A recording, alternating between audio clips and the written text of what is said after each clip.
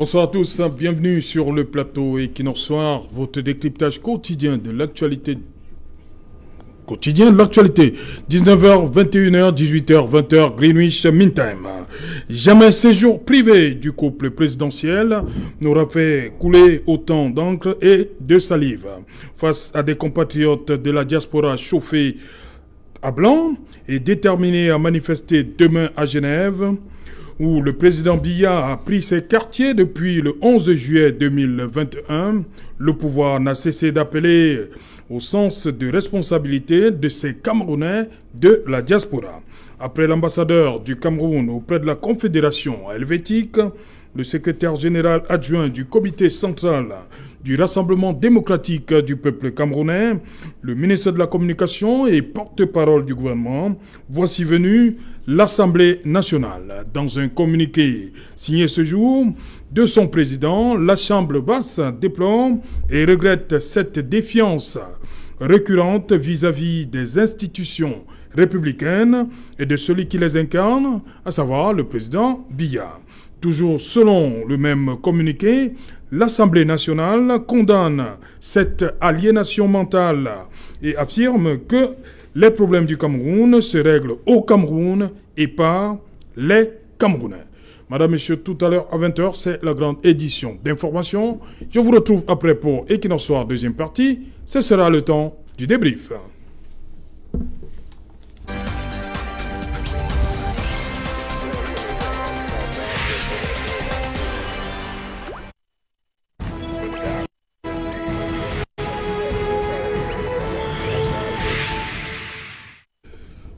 Manifestation de Genève, l'Assemblée nationale réagit. Pour en parler, nous avons des invités en plateau, mais nous allons bien évidemment faire un tour du côté de la diaspora camerounaise. Nous irons aux États-Unis rencontrer René Tamouna Bondima et nous irons également en France avec Abdelaziz Moumbé Ginda. Mais sur le plateau, nous accueillons Marcel Yembel. Bonsoir Marcel, bienvenue sur le plateau Equinox Soir.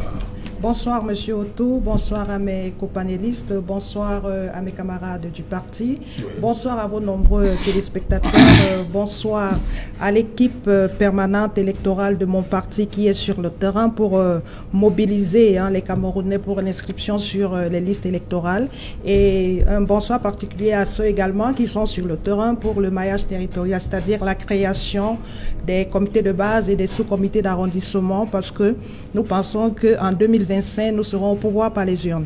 Ok, vous parlez de votre parti, et votre parti, effectivement, c'est le PCA. C'est bien cela? Vous êtes en charge de la programmation, c'est ce que vous m'avez dit? Oui, je suis en charge provisoirement de la programmation dans le littoral. Le provisoire, la dure déjà, vraiment. Donc, d'être... Vous serez confirmé bientôt, hein? En fait, c'est pas moi qui confirme. Donc, c'est le travail qui peut confirmer. Ouais. Donc, je m'attelle à travailler pour être peut-être confirmé. Ben, ça va arriver peut-être. Voilà, Marcel Yembel du PCRN. En face, Eric Yombi. Bonsoir, bienvenue et bon retour au Cameroun, Eric Yombi. Merci, bonsoir aux copanélistes.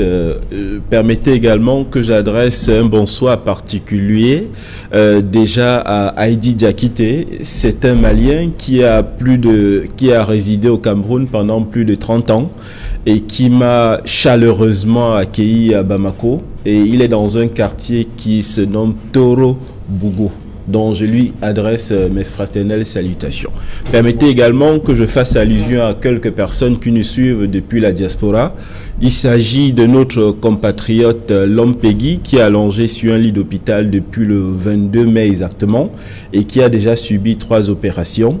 Je pense également à 2 autres personnes, à savoir Ngassam William à Toronto et pour terminer Biami Pika qui est à Nivelles en Belgique, qui nous suivent religieusement. Vous avez pris Ibrahim Inoussa?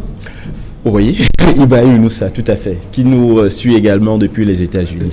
Tout à fait. Ok, bonsoir, Maître Georges Tegem.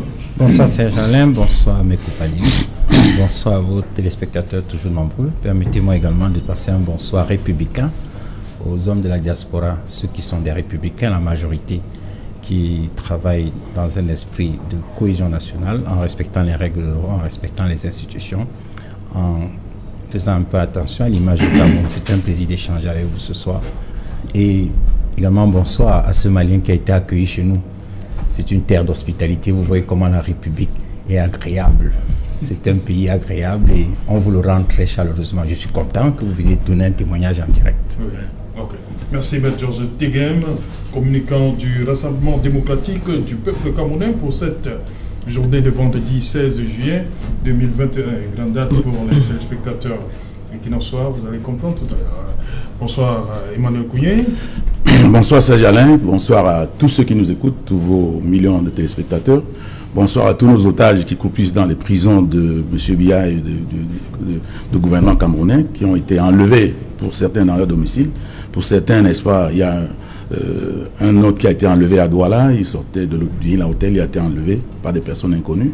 Tous ces gens sont en prison.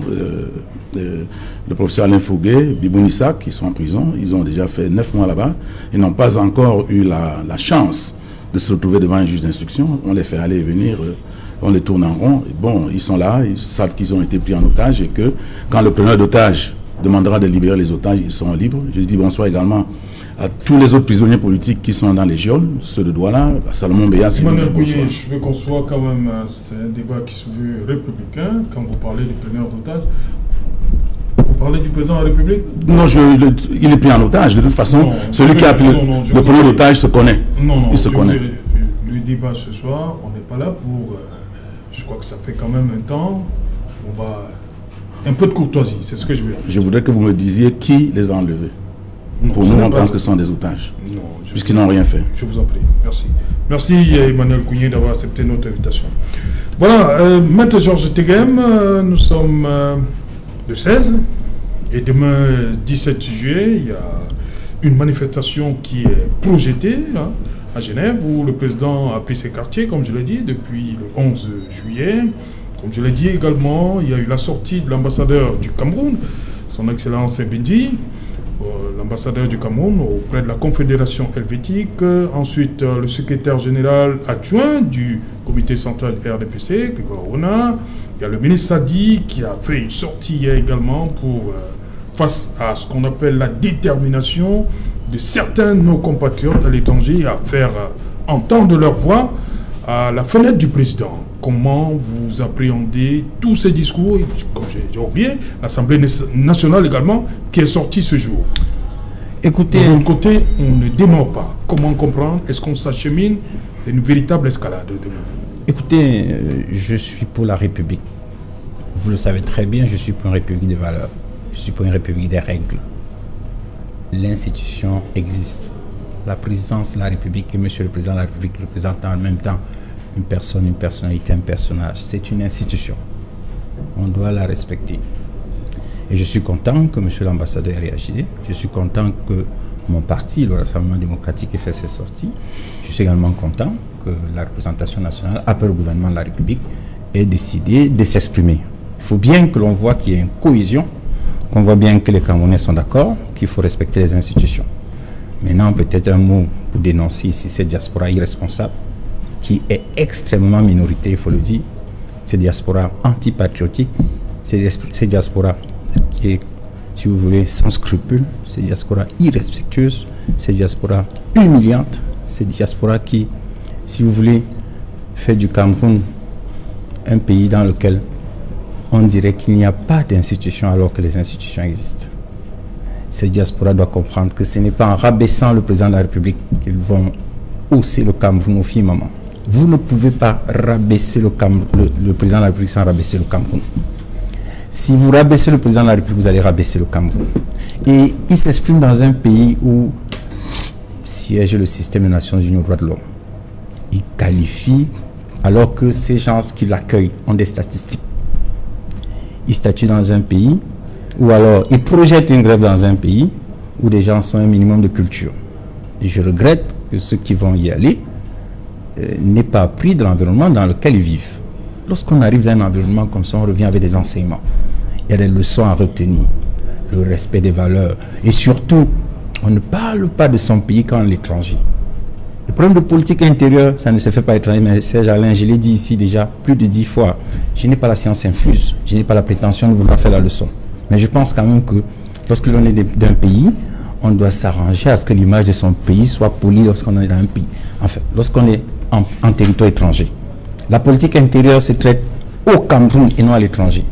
Quels que soient les problèmes, on les règle ici entre nous. Et quand on est avec l'étranger, on fait un effort de donner son pays une image positive pour permettre aux investisseurs d'arriver chez nous et créer la valeur ajoutée, créer des emplois. C'est de cela qu'il est question. Je regrette que la diaspora maintienne un mot d'ordre de grève qui est vraiment irresponsable parce que, pour terminer, le président de la République a droit à prendre les vacances. Je parle ici sous le contrôle de toutes les personnes qui travaillent. Il n'y a pas un citoyen qui travaille qui me dira qu'il ne bénéficie pas des dispositions de l'article 89 du Code du travail. Il n'y a pas un citoyen qui travaille qui me dira qu'il ne bénéficie pas des dispositions de l'article 92 qui dit que lorsque vous travaillez, vous avez droit à votre congé annuel. Le Cameroun est demain un état de droit. Le président de la République a aussi droit à des vacances. Il a le droit de prendre un séjour privé. Il a le droit d'aller à un repos parce qu'après un an de travail, c'est prévu par la loi que ce soit le président de la République ou tout citoyen ou tout employé d'une entreprise. Ok, Marcel Yembel, l'Assemblée nationale, il parle de ces problèmes du Cameroun qui devaient être réglés au Cameroun par les Camerounais.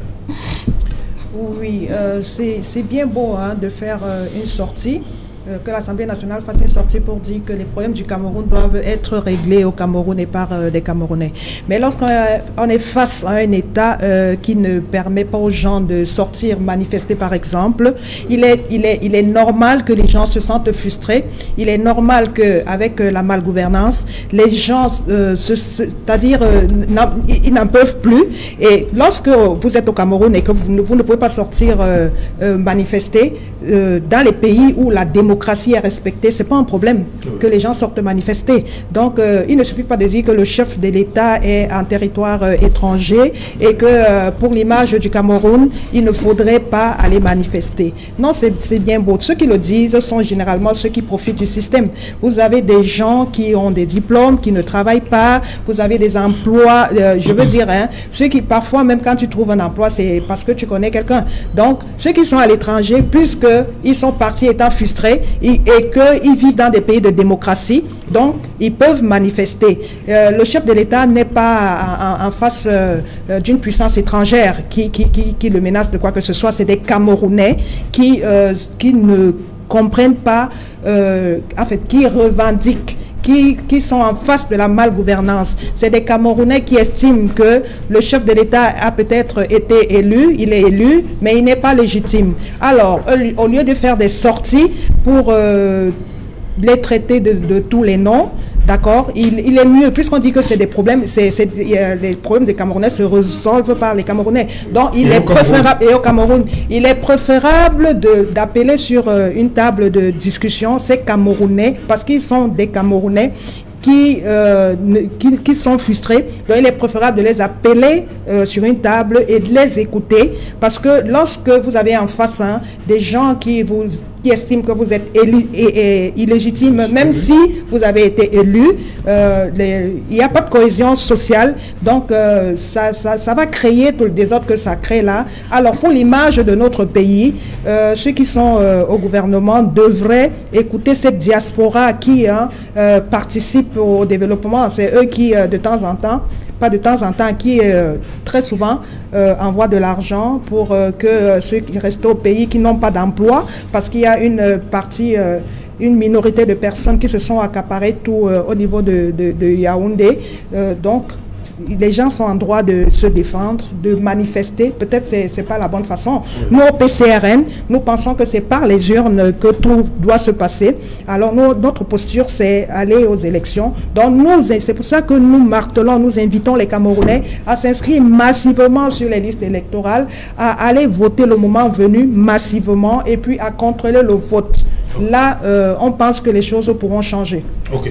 Emmanuel Kounié, il y a cet argument qui revient depuis que cette affaire est en débat. Le fait que les Camerounais n'arrivent pas à manifester ici au pays. Donc, c'est parce que ceux-là se trouvent dans un pays où c'est permis. C'est ça qui explique peut-être cette récurrence dont fait l'objet... cette récurrence évoquée dans le communiqué de l'Assemblée nationale, récurrence de ces actes, ils ont même dit irrévérencieux vis-à-vis du chef de l'État. Parce que là-bas, c'est un pays de liberté. Bon, je suis très content de constater que ce soit l'ambassadeur du Cameroun, oui, que ce soit le ministre Sadi, oui, ou que ce soit l'Assemblée nationale, on parle des Camerounais. Oui. Parce qu'on nous a dit que les gens ont pris la double nationalité, donc ils ne sont plus Camerounais. Mais quand eux, ils peuvent déjà reconnaître que ce sont des Camerounais, c'est déjà important pour nous. Oui. Et je crois qu'ils vont très rapidement sortir du trou dans lequel ils sont enfermés pour comprendre que quand on s'appelle Joseph-Antoine Bell et on joue dans l'équipe du Cameroun pendant des années et on défend les couleurs du Cameroun, on ne doit pas se lever un matin et vous dire que vous n'êtes pas Camerounais. Ça, c'est quelque chose d'extraordinaire. Dédé Yango, Dédé Yango, Hervé Emmanuel Com et tous ces gens-là. Donc, tous ces gens soient un peu cohérents. Parce que dans tout ce qu'ils disent là, il y a une incohérence extraordinaire. Alors, je voudrais vous dire que je suis content également que quand il y a un problème, que l'Assemblée nationale prenne la parole, que le ministre a dit prenne la parole, parce que nous avons vu un député de la nation à l'Assemblée nationale parlant devant la représentation nationale d'un problème essentiel au Cameroun, la crise anglophone. L'honorable Wirba. Dire avant coup que je suis allé voir le ministre Amadou Ali pour lui dire c'est mauvais là-bas. Et le ministre m'a dit c'est vous qui avez choisi de venir avec nous. Vous avez voté seul, nous n'étions pas là. Donc vous n'avez pas à nous dire quoi que ce soit. Il va voir le ministre Famdongo. Le ministre Famdongo lui dit qu'est-ce que vous allez faire? Il a dit ça à l'Assemblée nationale. Mais le président de l'Assemblée nationale n'a pas pris la parole. Personne n'a pris la parole, ni le ministre de la Communication. Le gouvernement n'a pas pris la parole quand ce monsieur a fait cette déclaration qui a par la suite provoqué, n'est-ce pas? C'est-à-dire que les faits dont il évoquait ont provoqué ce que nous vivons aujourd'hui. Il y a des milliers de morts. Mais l'Assemblée nationale devrait au moins dire, ou le président de l'Assemblée, que le gouvernement ne se reconnaît pas dans de tels propos. Tout simplement. Et dire, comme Sama Leko l'a dit en 1970, en Konsamba, quand on a arrêté Monseigneur Ndomou, que le gouvernement ne se reconnaît pas dans l'attitude que l'Église catholique, le gouvernement ne confond pas l'Église catholique et Monseigneur Ndomou, et ne voudrait pas qu'une telle confusion fasse jour au sein de l'opinion publique. Ça, c'était les paroles de Sama Leko. Je me serais attendu que le gouvernement disent que les propos de M. Famé Ndongo et de M. Amadou Ali n'engagent que eux. Mais ils n'ont rien dit. La situation se dégénère, on est tranquille. Alors maintenant, pour revenir au problème qui nous intéresse, on ne peut pas penser que les gens peuvent... On dit la nature a horreur du vide. Et puis, quand vous comprimez, tout ce que si vous comprimez beaucoup, ça va imploser. Donc, nous sommes dans une situation aujourd'hui où nous-mêmes, nous sommes responsables de ce qui nous arrive. Parce que tous ces gars qui font ce qu'ils font là, si on avait la possibilité de manifester au Cameroun, je ne pense pas qu'il y aurait cette manifestation là-bas. Mais il est établi que personne ne peut manifester au Cameroun. Si vous demandez une autorisation de manifestation, on ne vous l'autorise pas. Les partis politiques de toutes sortes, sauf le RDPC, tous les autres partis politiques, dans tout cas tous les partis dits d'opposition, n'ont jamais obtenu une autorisation de manifestation. Donc on ne peut pas, dans ce contexte, dire qu'on ne comprend pas ce qui nous arrive.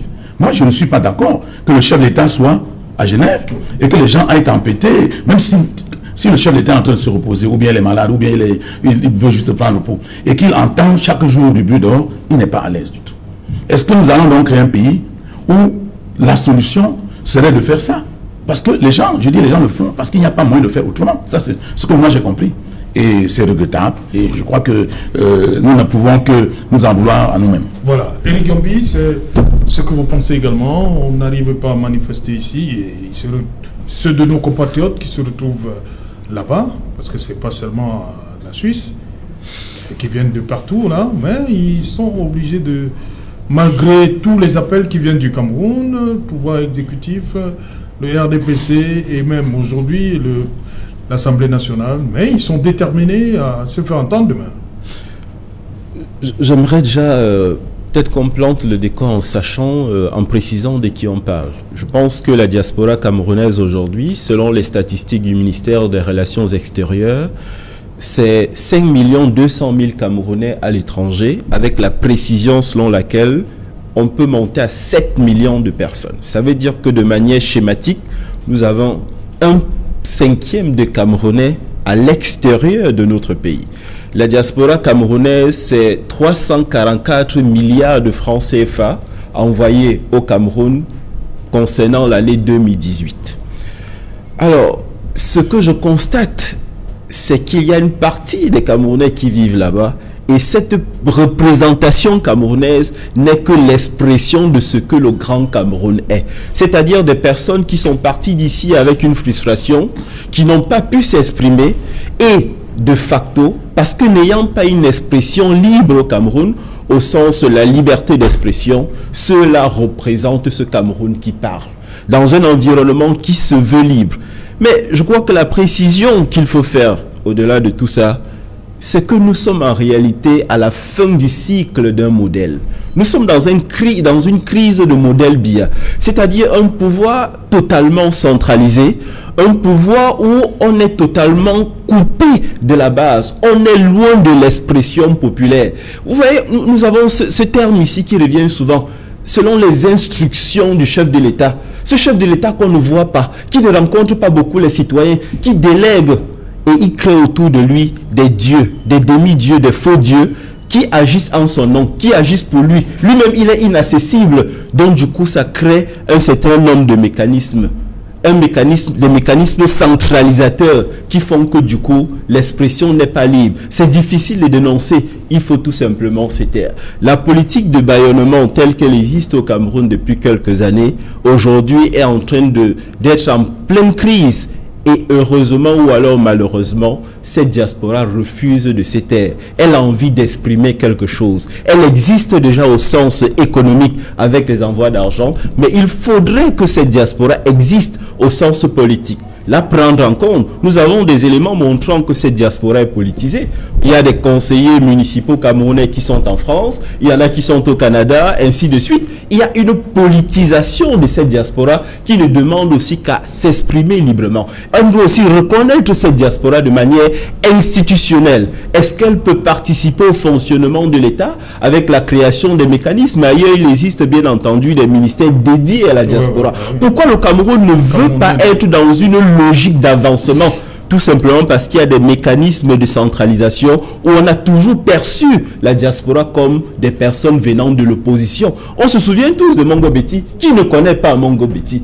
On a tenu ce monsieur à l'écart à une ressource humaine importante parce que, soi-disant, c'est un opposant. Je crains que dans la logique du pouvoir tel que conçu par ce régime, le bâillonnement fait que lorsqu'il y a une voix dissonante, non, c'est de l'opposition. Mais Tegem, je suis d'accord avec vous lorsque vous parlez de la République. La République, ce sont les contradictions. Le Cameroun gagnerait énormément que tous ses enfants soient assis autour d'une table et discuter avec contradiction. Et je suis d'accord avec vous, la violence ne mène nulle part. Mais lorsqu'on vous a ôté votre voix, lorsque vous ne pouvez pas vous exprimer librement pour dire ce que vous voulez, il vous reste quoi? La contestation. Et la contestation, c'est la voie malheureusement pour beaucoup de dérives. Je suis désolé. Voilà, madame, monsieur, nous prenons donc tout de suite. D'abord, nous allons d'abord à Paris, où nous attend Abdelaziz Moundé. Bonsoir, Abdelaziz.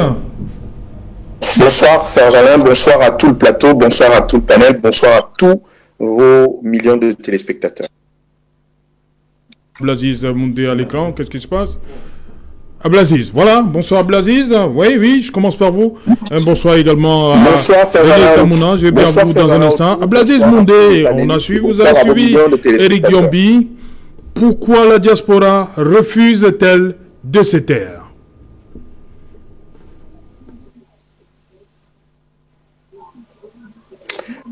Alors, vous m'entendez? Est-ce que vous m'entendez? On vous entend bien. Ah, ok, parfaitement. Ok, j'avais un problème de retour. Alors, merci beaucoup, Serge Alain, pour cette invitation. Il y a quelques jours, le ministre des Finances, Louis-Paul Motazé, était à Paris. Il a négocié des eurobonds. C'est-à-dire que le Cameroun a obtenu de l'argent pour payer sa dette à Paris. Et cet argent correspondait à quoi? C'est de l'argent qui avait été emprunté par le Cameroun dans le cadre du programme triennal en 2014. Un programme triennal qui devait durer 3 ans jusqu'en 2018 pour financer un certain nombre de programmes d'urgence pour relancer la croissance, relancer l'économie du Cameroun. L'Assemblée nationale du Cameroun a tenu sa session de juin. Le président de l'Assemblée nationale n'a pas interrogé le ministre des Finances et l'ensemble du gouvernement sur le bilan de ce programme triennal. Dans ce programme triennal, Serge Alain Autou, il y avait un certain nombre d'éléments liés à la santé. Le Cameroun prévoyait, dans le cadre du programme triennal, d'avoir 8 hôpitaux de référence dans nos régions. 8 hôpitaux de référence. Cela laissait supposer que les dignitaires du régime, dont fait partie M. Kavaye Guédibril et le président du Sénat, qui sont les plus hautes personnalités de l'État, en plus du chef de l'État, qui sont les pensionnaires des hôpitaux universitaires de Genève, n'allaient plus venir systématiquement dans ces hôpitaux pour se faire soigner. Je rappelle que l'essentiel de l'argent qui est dépensé par l'ambassade du Cameroun à Paris, c'est-à-dire que le percepteur payeur, est consacré, Serge-Alain Autou, aux évacuations sanitaires des directeurs du régime camerounais, à l'hôpital Foch, à l'hôpital de Neuilly et aux hôpitaux universitaires de Genève. Le budget annuel de l'hôpital universitaire de Genève, c'est 600 milliards de francs CFA. La Cour des comptes de Genève venait d'ailleurs d'en faire cas. Une Cour des comptes qui est le pendant de la Chambre de comptes chez nous. Tenez, Serge-Alain Autou, le président de l'Assemblée nationale du Cameroun peut-il nous dire si l'Assemblée nationale du Cameroun a le droit de donner la moindre leçon, alors qu'au titre de l'article 14 de la Constitution, article 34-35, elle est investie, Serge-Alain Autou, à contrôler l'action de l'exécutif. Où est le rapport de la Chambre des comptes sur la table des députés? Je ne comprends pas comment, dans notre pays, on peut avoir systématiquement des autorités qui donnent des leçons aux autres Camerounais alors qu'elles n'arrivent pas à faire leur propre travail, à se regarder dans le miroir. Demain, à Genève, je n'y suis pas, beaucoup de Camerounais de la diaspora n'y seront pas, mais il y en aura des Camerounais de la diaspora. Et je me réjouis que le ministre Sadi, enfin, laisse les mots d'invective de côté pour considérer ces Camerounais comme étant des Camerounais. Parce que le droit de manifester en Suisse, au Cameroun, le Cameroun a choisi d'être un pays démocratique, est libre. C'est-à-dire que Serge-Alain Autou décide d'aller manifester pour dire non, comme il y a des Camerounais qui manifestent au Cameroun pour dire oui au président Paul Biya. Et tenez, c'est les Camerounais qui disent oui, qui sont systématiquement entitled, comme on dit en anglais, qui ont le droit de manifester chez nous. Le 25 juillet prochain, le MRC vient d'annoncer une manifestation pour laquelle ils ont fait une demande. J'espère que le gouvernement de mon pays, j'espère que les autorités administratives de mon pays permettront enfin qu'un parti politique de l'opposition puisse manifester sur la terre de Oumniobe et de Mongobeti. Pour cela, il faudrait que les communiqués qu'on a lus, notamment le dernier celui de l'Assemblée nationale, puissent intégrer le fait que, M. Yumbi, notre ami et frère, l'a dit, les 7 à 10 millions de Camerounais, parce que nous sommes beaucoup plus importants que ça, en diaspora, sont autant Camerounais que ceux qui sont sur le territoire. Quand je vote, moi j'ai voté en 2011 et en 2018, j'ai voté, j'ai utilisé mon bulletin de vote comme Camerounais. Comment on me demande de ne pas régler les problèmes du Cameroun à l'extérieur alors que je peux voter à Paris? Si je peux voter à Paris, ça veut dire que j'ai le droit de me manifester ou de manifester de manière pacifique pour dire oui, j'approuve la politique du gouvernement et du chef de l'État, ou pour dire non, je n'approuve pas ce qui est fait. Et pour terminer sur cette séquence, je voudrais dire que on a entendu que le président de la République avait droit à la vie privée. Le président de la République du Cameroun va à l'hôpital, c'était un lapsus révélateur, va à Genève depuis 1981, depuis qu'il est Premier ministre, un an avant d'être président de la République. Depuis ces années, je n'ai pas encore vu dans les médias de service public une seule annonce de M. Paul Biya du Cameroun à Kribi, à Lomé, à Tiko. Je rappelle que le président Aïdjo a amené ses hôtes, notamment à Batchenga. Tenez, à Batchenga, c'est dans le pays profond du Cameroun. C'est pas très loin de Yaoundé, mais c'est dans le pays profond. Ça veut dire qu'à cette époque-là, on avait déjà une autre idée. On se disait que la villégiature d'un président de la République peut permettre que les différentes maisons d'hôtes, les différentes résidences que nous payons comme citoyens du Cameroun, comme contribuables, peuvent servir. Ils sont aujourd'hui à l'état d'abandon. Si vous faites le bilan de toutes ces résidences qui sont dans la République, eh bien, on aura nos yeux pour pleurer. Alors, demain à Genève, ceux qui ont choisi de manifester, pour ma part, en ont pleinement le droit, manifester pacifiquement, parce que je suis pour le droit pour chaque Camerounais de manifester pacifiquement pour dire oui, je suis d'accord, ou pour dire non, je ne suis pas d'accord, évidemment, en éliminant toute hypothèse de violence. Merci Ablaziz. Nous allons juste traverser l'Atlantique pour retrouver René Itamuna Bondima qui se trouve du côté de York, en Pennsylvanie. Bonsoir, bon après-midi, je suppose. Bon après-midi à vous, René Itamuna. Vous regardez ces événements qui se déroulent depuis le 11 juillet, il faut le dire comme ça. Comment ces événements sont perçus de ce côté-là, aux États-Unis? Bonsoir, c'est l'après-midi ici, mais à vous je dis donc bonsoir Serge-Alain Autou, bonsoir au panel et à tous vos téléspectateurs. Écoutez, depuis les États-Unis, on regarde avec beaucoup d'attention ces événements. Et évidemment, il y a des camps de toutes parts, ceux qui sont touchés et ceux qui sont attirés par l'événement. Mais nous essayons de rester dans la ligne du milieu. Nous restons dans la ligne du milieu parce que la diaspora camerounaise a encore beaucoup de combats. Le seul voyage du président Paul Biya en Suisse, qui est le premier depuis 2 ans, n'est pas le seul élément qui aujourd'hui réunit la diaspora camerounaise des États-Unis.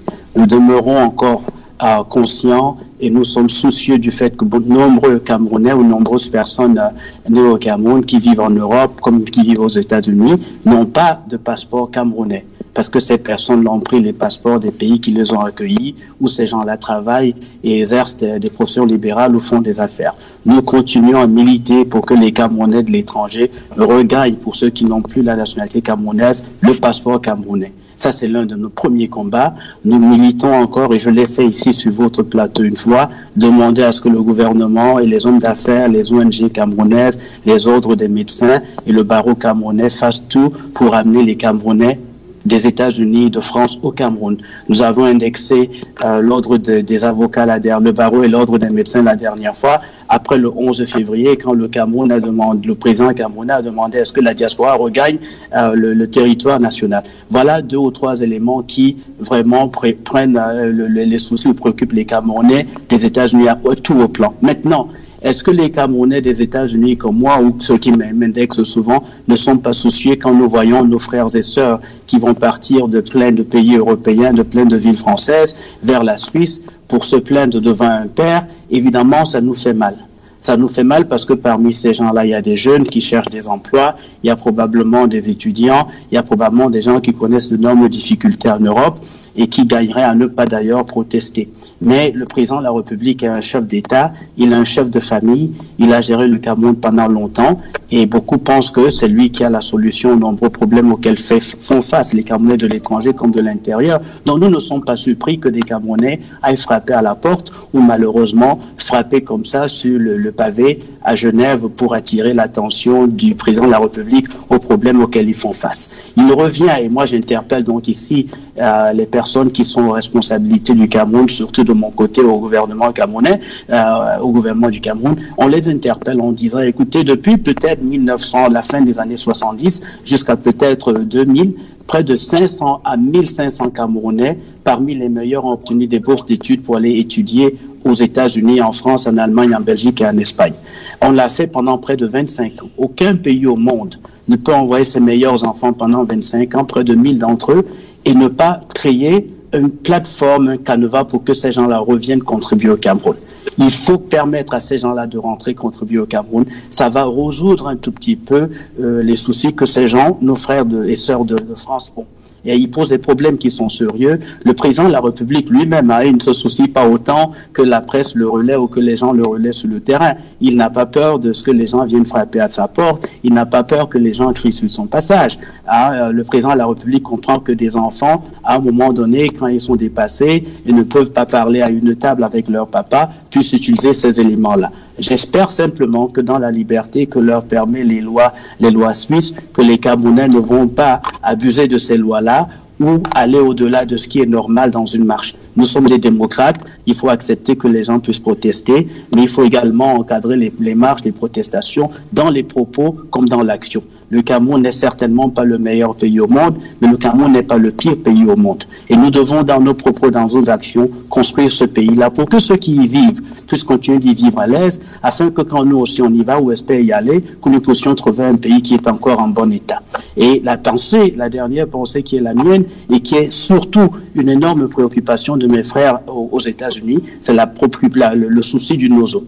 Il faut que nous disions à nos frères et sœurs du Nozo, we continue to think about you. We believe in you. We understand your pain. We are trying to do the best we can with the limited means that we have. We can sometimes only talk, but we know that you're still in trouble. Many of you not at home, many of you dying. We're hoping that sometime soon we can improve the conditions, the security and the safety of people like yourself so that you feel home in your home country of Cameroon and can return there nous interpellons nos frères du Sud-Ouest et du Nozo en leur disant, voilà, nous pensons toujours à vous, vous êtes une de nos préoccupations. Le seul voyage du président de la République à l'étranger n'est pas le projet majeur, le thème majeur qui va changer le Cameroun demain. Les Camerounais doivent continuer d'aller à l'école, trouver du travail, soigner leurs enfants et prendre soin de leurs voisins. Et protéger évidemment l'intégrité du Cameroun. Voilà les choses qui sont au centre de nos préoccupations. Toutefois, nous respectons que certains Camerounais puissent élever la voix ou exprimer librement l'opinion qui est la leur. Merci René, on va revenir après le 20h. À vous, René Abdelaziz Moundé, on va revenir après. Réaction, je commence par, vous avez suivi deux Camerounais de la diaspora, René Itamouna qui est aux États-Unis et Abdelaziz Moundé qui est en France. Non, Itamouna, vous voyez, il est plus pondéré. C'est une attitude responsable. Je voulais quand même lui indiquer, je ne sais pas s'il nous écoute, que il y a des mesures qui sont prises au Cameroun pour favoriser le retour de la diaspora, notamment les facilités douanières et les facilités fiscales. On a permis aux Camerounais qui veulent rentrer chez eux, notamment au barreau du Cameroun, à travers les conventions de réciprocité que le gouvernement a signées avec certains pays, pour permettre aux citoyens qui sont avocats dans ces pays-là et qui ont une convention de venir prêter serment au barreau du Cameroun. Je pense qu'il y en a le même au niveau de l'Ordre national des médecins. En ce qui concerne les organes de dialogue, il y a au niveau de l'Assemblée nationale l'honorable Gancha qui est responsable d'un dialogue permanent entre le Parlement et les membres de la diaspora pour favoriser leur retour au Cameroun et ceux qui souhaitent investir, faciliter, si vous voulez, les rapports entre ceux qui sont dans la diaspora et les membres du gouvernement de la République. Abdelaziz Moundé a évoqué, il dit qu'il a sa carte d'électeur. Il a participé à la présidentielle de 2011, 2018, mais il dit pourquoi on empêche aux Camerounais de... Parce qu'on dit, l'Assemblée dit que le problème du Cameroun, c'est au Cameroun avec les Camerounais. Donc il pense que même de l'autre côté, là, il peut manifester son mécontentement à partir du moment où il est Camerounais, il reste Camerounais, donc le Camerounais peut exprimer son mécontentement partout où il se trouve, à l'extérieur du Cameroun. Non, là-bas, c'est un problème d'image. Oui. Ça pose un sérieux problème d'image. J'ai déjà pris les exemples ici, je vous l'ai dit. Le président Mitterrand est au pouvoir, je vous ai pris cet exemple déjà 2 fois. Il était à Cancun pour la conférence de Cancun, lorsque le Parti socialiste a eu des problèmes en France, notamment le congrès de Valence. Et interrogé là-bas sur les problèmes, il a dit, écoutez, je ne parle pas de politique intérieure à l'étranger. Et on l'a vu même, je pense, il n'y a pas très longtemps avec le président Macron, qui a dit, je ne parle pas de politique intérieure à l'étranger.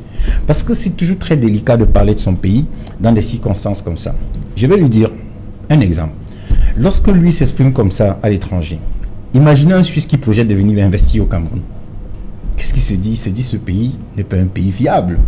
Et s'il devait créer des emplois directs, des emplois indirects, tout cela, le gouvernement y perd.